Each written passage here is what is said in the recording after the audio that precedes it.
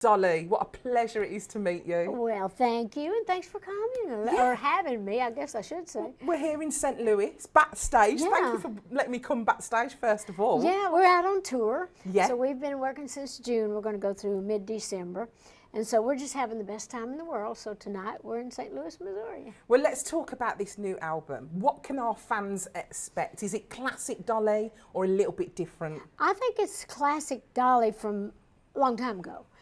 My fans that used to follow me, some of these songs are broke down where there's really not a lot of music, and the music that we do have a lot of country instruments, and they're simple. There's a song called Pure and Simple, which is the title of the album. But you're not pure and simple. Not at all. But this is about a love that's pure and simple. Actually, it's an album of love songs. I wrote all the songs and produced it. And so it's love of many colors. There's love about, there's stories about all types of love in this album. Well, I love you, Dolly, and I am very starstruck right here and now. It's an absolute pleasure to be here. Thank you. Don't be. We're just girlfriends.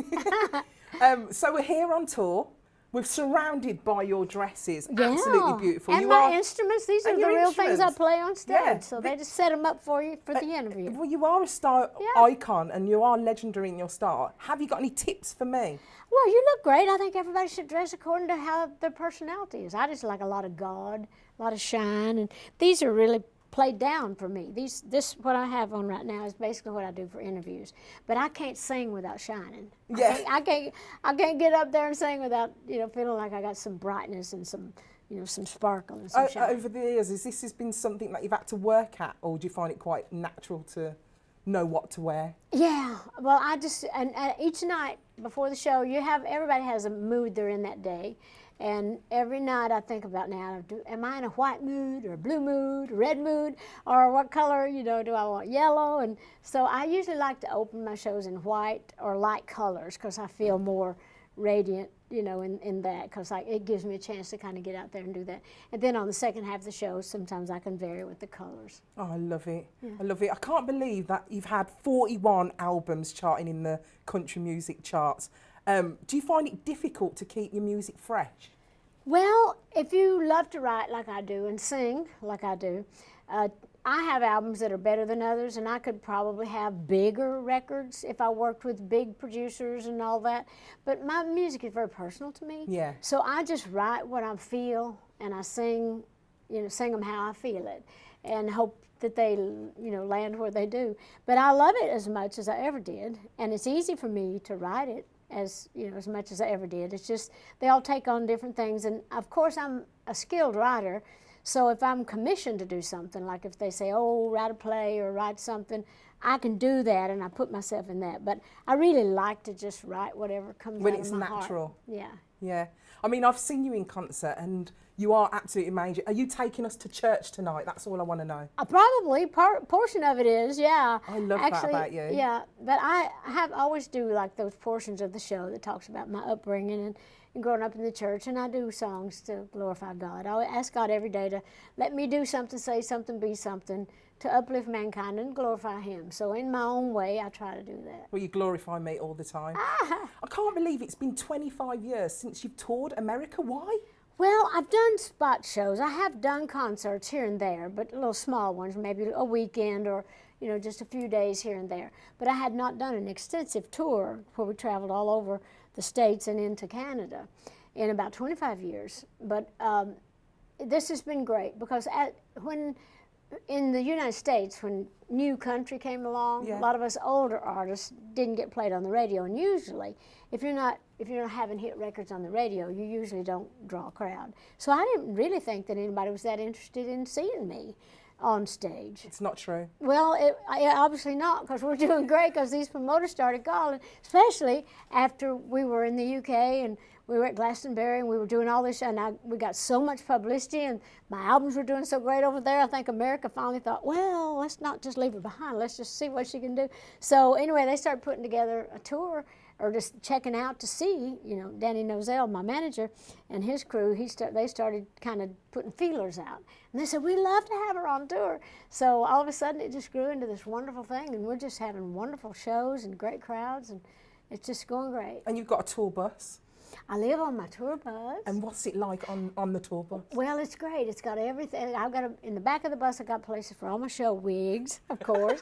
On the side, I got room for show clothes. But when we travel like this, they usually pack my clothes like this in big trunks, and they travel on the trucks and buses back and forth to the show. So, but in my bus, I have my kitchen and I have my little bathtub, my little. So it's like home from home, really. It is a home, and I don't like moving my stuff out. I never stay in a hotel. We just pull right up to the stage door, go in, do our show, get back on, I go to bed. Love and it. roll on to the next show. I love it. I mean, let's talk about Glastonbury, because when you was on stage, literally people were leaving the other stages to come and see you. What was that like? Well, it was a great thrill. It was a great honor. It was very humbling, really, because I was a little nervous and apprehensive about doing that show because, well, my show, as you know, I tell stories and I break it down and, you know, I do some sad things and some, you know, meaningful things. And I know most people that go to festivals, you're going to drink and to have a good time and clap along and sing along and really get into the music. So I was a little nervous that maybe my show wouldn't be a fit for that type of show. But it was just amazing. The reaction was absolutely incredible. And I've had so much attention from that show. That's probably one of the biggest things I've ever done as far as performances, as far as in the minds of people that talking about that. I've got to ask, what if you're out and about and you haven't got your guitar and something comes to you, inspiration comes to you, what would you do? Oh, I'd just get on these fingernails of mine. I wrote several of the songs on this album. Really? Yeah, well, when I was putting together songs, because I thought I'm going to do a love album, so if it was like, there's a little song on there called I'm 16, I'm 16. Well, you have to have acrylic nails. You ain't got falses. These are mine. Falses. That's amazing. Yeah, it's the acrylic sound. Go on, give me a song then. Because my little nieces and nephews are always trying to rub their little fingers together trying to make that sound. But that's how I wrote 9 to 5 too, you know. Really? Working 9 to 5, what a way. Now I got a glaze on here that's keeping the sound down a little bit, but these are great instruments. Fantastic. Yeah. I can't believe you've been in the business for 50 years. What I want to know is, if you could go back in time and talk to your 16-year-old self, what one piece of advice would you give yourself? Oh, people have often asked me what I would say to my younger self. I would just say brace up, because you're in for the ride of your life. You know, buckle in. And just enjoy it. And enjoy it, yeah, just enjoy it. Because I have. I mean, I've been through my ups and downs. I mean, I'm a very sensitive, caring person. I have to leave my heart wide open, you know, because I'm a writer. I can't harden my heart and, you know, do all the stuff that some people do. So therefore, I'm very vulnerable and sensitive. So I go through all the feelings, but that's why I write anyway. But I actually been in the business 60 years. I started singing on radio and TV when I was 10. Wow. And I've been in Nashville in the business over 50 years. Oh, wow. So, but anyhow, it was all I ever wanted to do. Thank God that's what I've been able to do. And I thank God and the fans every day for allowing that to happen. But there's not much that you haven't done, though. What's left on Dolly's bucket list? Well, there's lots of stuff. I want to do more television. I'm going to be producing more shows for TV. I might even take a series to be in a series. Maybe I could myself. be in it. Yeah, maybe so. You never know. And so, but I wanted always to create a wig and makeup line. And so I've got you should so do things that. like that to do. So, but I always want to be involved in the music. It was the music that was always the important thing. So I hopefully will always be able to do that. And obviously you've renewed your wedding vows. Congratulations. 50 years Can married. you believe it? No, I can't believe Carl has stayed out of the limelight for so long, to be honest with you. I mean, how have you managed to do that? Well, because he's just a homebody. It's like people that follow the signs. He's Cancer and I'm Capricorn. We make a good team.